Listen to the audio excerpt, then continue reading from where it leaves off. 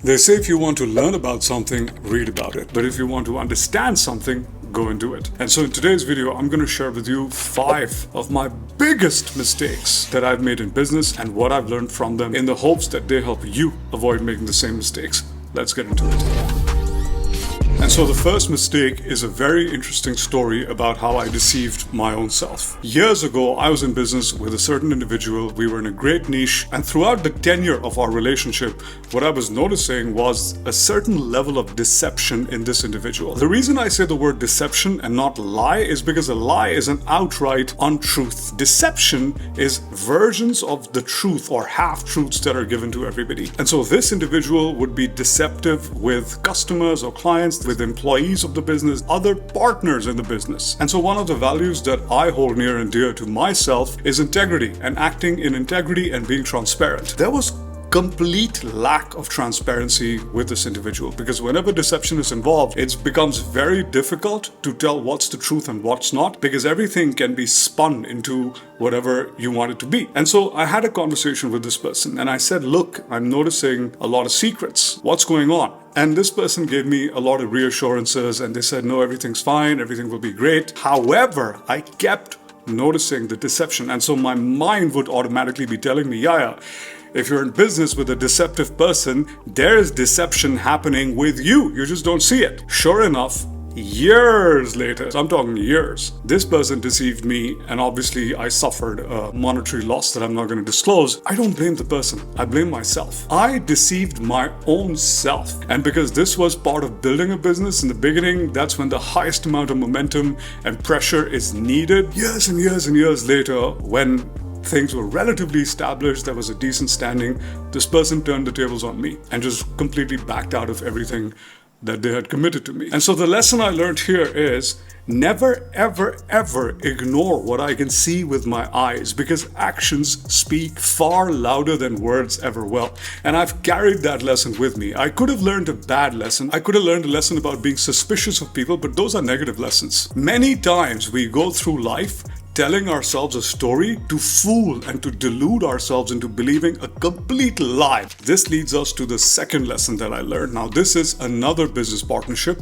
It was a win-win partnership, but in all business relationships, people need to put their money where their mouth is. First and foremost, what that looks like is a transparent contract between both parties, which outlines what the business outcomes will be as specifically as possible and what the worst case scenario and best case scenario outcomes will be. Now, what this requires is a very hard conversation, and it requires a conversation up front when both the parties are new. The only reason we met was because of that business transaction. But I did have the conversation and we did get the contract in place. Now, what happened with the partnership was things didn't go according to plan. I don't mean things went bad.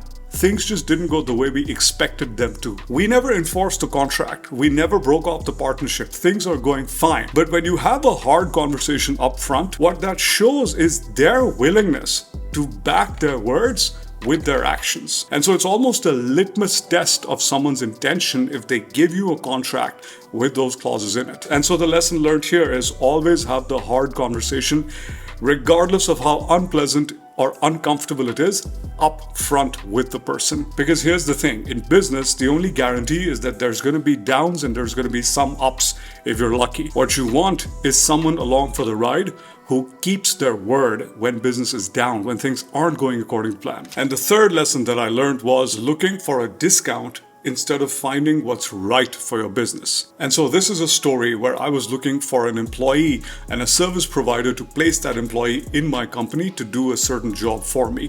And I spoke to lots of service providers and I looked at lots of pricing and performance plans, and some were higher than the others. But because I was specifically focused on finding the cheapest, I found the cheapest and I started work with them. And we had a contract in place and we had the performance metrics in place. But remember, if something is very cheap, chances are someone somewhere is going to be cutting corners. And that's what was happening because I was vested in my business. I was working extra hard. This person, in terms of their time commitment, in terms of their effort and energy, were not up to the level. I had to step in. I had to steer the ship because it was my business. And they were just pretty much there for the paycheck. And so what I learned here is that the best things in life are either completely free or expensive. nothing in between. Let's get to the fourth story.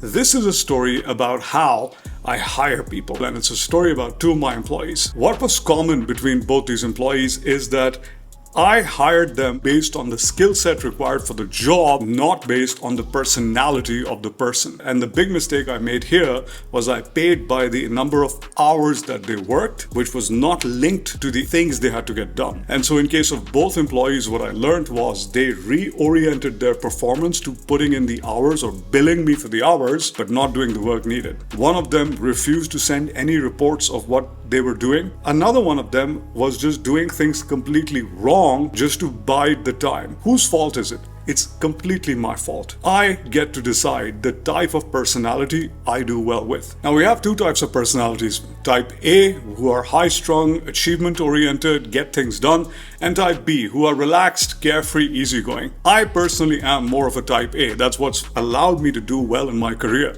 And I like having type A personalities on my team. Both of these employees were type Bs. And so the lesson I learned here, which I can swear by, is don't obsess so much over what the role requires. Obsess instead what sort of a personality would do well in that role. And from then onwards, I always hire based on the personality, not on what the job requires, not on the skill set, because everything else can be developed.